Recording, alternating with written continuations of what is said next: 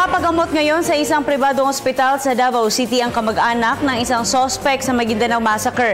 Inambush ang biktima at pinaghihinalaang ang ampatuan ang may pakana sa insidente. Nagbabalik ang aming kasama si Pengalinho para sa detalye. Nainiwalang inambush na kamag-anak ng mga suspect sa Maguindanao Massacre na sila Dato Andal Ampatuan Sr. na tiyuhin ng biktima na si Dato Salibo Mayor Ahmad Ampatuan na ito ang may kagagawan sa pananambang sa kanya.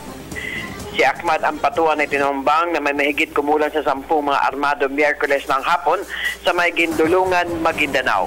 Si Ahmad ay natamaan ng bala sa kaliwang braso nito at ibang bahagi ng katawan at nagpapagamot dito ngayon sa isang pribadong ospital sa Davao City.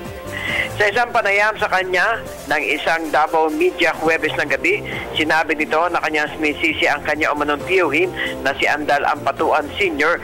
na umano'y nag-utos para siya ay patayin.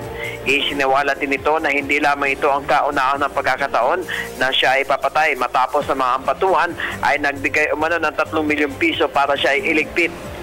Ang kanya umanong alitan sa kanyang mga kamag-anak na ampatuan ay nag-ugat nang ito ay nagdesisyon na sumaksi laban sa pamilya na nasangkot sa Maguindanao Massacre noong ika-23 ng Nobyembre taong 2009 na kumitil ng 58 katao kabilang ang mahigit 30 mga miyembro ng media.